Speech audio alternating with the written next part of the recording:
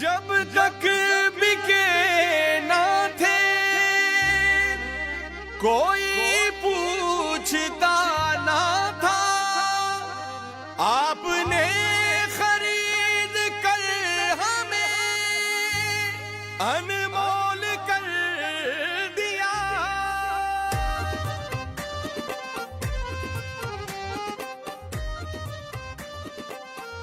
یہ وہ شعر ہے جو کبھی کبھی مجھے یوں لگتا ہے کہ اقبال کی ان بشارتوں میں سے ہے جو وہ شیخ الاسلام کے بارے میں پہلے کہہ چکے ہیں۔ 300 سال سے ہیں ہند کے میخانے بند، 300 سال سے ہیں ہند کے میخانے بند، اب مناسب ہے تیرا فیض عام ہو ساقی۔ 300 سال سے ہیں ہند کے میخانے بند، اب مناسب ہے تیرا فیض عام ہو ساقی۔ اقبال کے اس شعر سے ہمیں دو باتیں سمجھ آتی ہیں۔ ایک یہ کہ ہند کا میخانہ کیا ہے۔ ہند کے میخانے سے مراد میخانہ علم ہے اور میخانہ معرفت ہے، یعنی فقہ اور تصوف۔ میخانہ علم و معرفت فقہ اور تصوف کی صورت میں ہے، اور 300 سال کا اشارہ کس کی طرف کر رہے ہیں کہ 300 سال اقبال کو، اب اقبال کو بھی 100 سال ہو چکا ہے، تو 300 سال جو ہے اقبال فرما رہے ہیں کہ 300 سال سے ہندوستان کے علم و معرفت کے میخانے بند ہو چکے ہیں۔ تو اس کا اشارہ کس کی طرف ہے کہ 300 سال پہلے وہ کون سی شخصیت تھی؟ اس کا نام ہے حضرت مجدد الافسانی شیخ احمد سرہندی۔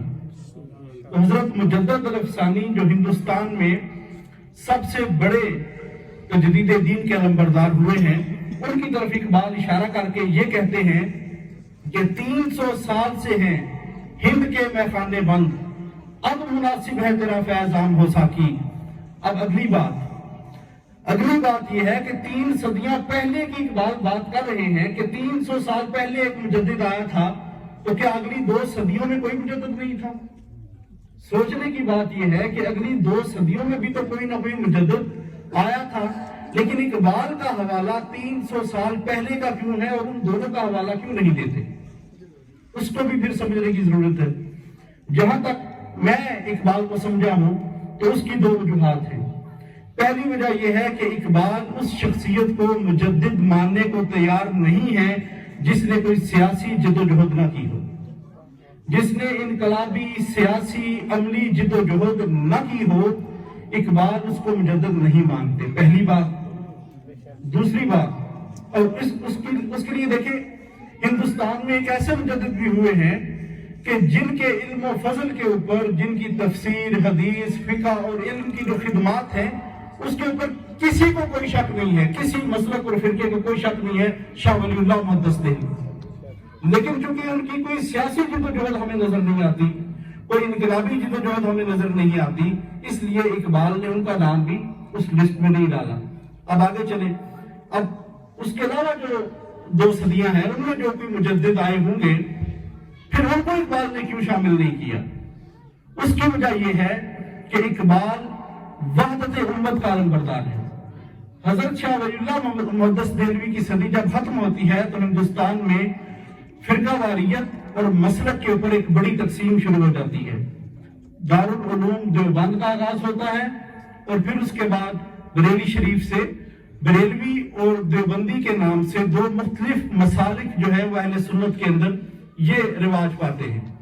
اب ایک مسلک کا دعویٰ یہ ہے کہ وہ مجدد ان کی طرف سے ہے، دوسرے مسلک کا دعویٰ یہ ہے کہ ان کی طرف سے ہے مجدد، ہر ایک کی نسبت اپنی طرف ہے، اپنے مسلک کی طرف ہے۔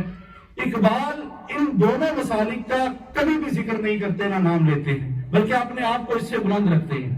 اقبال اس دور میں بھی دیوبندی اور بریلوی ان چیزوں میں نہیں پڑھتے اور ان سے بہت اوپر کی بات کرتے ہیں۔ یہی وجہ ہے کہ اقبال کہتے ہیں کہ فرقہ بندی ہے کہیں اور کہیں ذاتیں ہیں، کیا زمانے میں پلٹنے کی یہی باتیں ہیں۔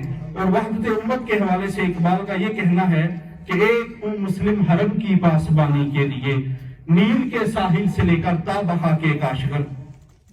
اب ذرا ذہن میں لائیے کہ اقبال نے حضرت مجدد الافسانی کی طرف جو اشارہ کیا ہے اس کی وجہ کیا تھی؟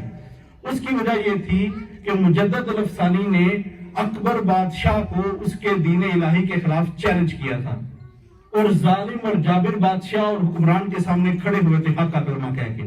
اس کی طرف اقبال اشارہ بھی کرتے ہیں کہ گردن نہ جھکی جس کی جہانگیر کے آگے، گردن نہ جھکی جس کی جہانگیر کے آگے، جس کے نفس گرم سے ہے گرمی احرار، وہ ہند میں سرمایہ ملت کا نگہباں، اللہ نے بر وقت کیا جس کو خبردار۔ یہ وہ صفت تھی جو اقبال ایک مجدد کے اندر دیکھنا چاہتے تھے، کہ مجدد دین کی تجدید کرنے والی شخصیت وہ ہو جو ظالم حکمران کے سامنے کھڑی ہو سکے۔ پھر شاہ ولی اللہ کا زمانہ بھی گزر گیا، یہ ساری چیزیں گزر جاتی ہیں۔ پھر اگلے مصرے میں اقبال کہتے ہیں کہ اب مناسب ہے، اب مناسب ہے تیرا فیض عام ہو ساکی۔ اب یہ وہ اشارہ ہے اس شعر کے اندر کہ یہی وہ وقت ہے۔ اب پھر پہلے مصرے پہ آئیں کہ 300 سال ہے ہند سے ہے ہند کے میخانے بند۔ اس کا مطلب ہے کہ اقبال یہ جانتے ہیں اور یہ چاہتے ہیں کہ اگلا مجدد جو ہے وہ ہندوستان کی سرزمین سے اٹھے۔ اس وقت پاکستان نہیں تھا، سارا ہندوستان تھا۔ اقبال یہ چاہتے ہیں کہ اگلا مجدد ہندوستان کی سرزمین سے اٹھے، اور ساتھ یہ کہتے ہیں کہ اب وہ صدی آ گئی ہے، اس کے بعد وہ صدی آ گئی ہے، اب مناسب ہے تیرا فیض عام ہو ساکی۔ ابھی وہ وقت آ چکا ہے کہ اب علم کا اور عمل کا سنگم ہونے والا ہے، ایک ہی شخصیت کے اندر علم اور عمل کا سنگم ہونے والا ہے، کہ کریں گے اہل نظر تازہ بستیاں آباد، میری نگاہ نہیں ہے سوئے کوفہ و بغداد۔ اب ہندوستان کی سرزمین سے ایک ایسی شخصیت آئے گی جو علمی اور فکری کے ساتھ عملی اور انتظامی صلاحیت بھی رکھتی ہو، جو دین کی مذہبی، فقہی اور متصوفانہ تعبیر و تشریح کے ساتھ ساتھ سیاسی اور انقلابی فکر بھی رکھتا ہو، وہ اپنے قدیم علوم، روایات اور ثقافت کے ساتھ جڑا ہوا بھی ہو، اور دور جدید کے تقاضوں سے ہم آہنگ بھی ہو۔ تو اس صورت میں اقبال کہتے ہیں کہ اب مناسب ہے تیرا فیض عام ہو ساکی، اور تو میری رات کو مہتاب سے محروم نہ رکھ، تو میری رات کو مہتاب سے محروم نہ رکھ، تیرے شیشے میں ہے ماہ تمام ایسا کی۔ اقبال کی یہ بشارت پوری ہوتی ہے، اور منہاج القرآن کو شیخ الاسلام کی صورت میں وہ ماہ تمام عطا ہوتا ہے، وہ مجدد اعظم عطا ہوتا ہے، جس کی روشنی نہ صرف پورے عالم اسلام بلکہ عالم انسانیت کو اپنے نور سے منور کر رہی ہے۔ ایک ولولائے تازہ دیا میں نے دلوں کو، ایک ولولائے تازہ دیا میں نے دلوں کو، لاہور سے تا خاک بخارا و سمرقند، لیکن مجھے پیدا، یہ شکوہ بھی ہے نا، لیکن مجھے پیدا کیا اس دیش میں تو نے جس دیش کے بندے ہیں غلامی پر رضامند، لیکن مجھے پیدا کیا اس دیش میں تو نے جس دیش کے بندے ہیں غلامی پر رضامند۔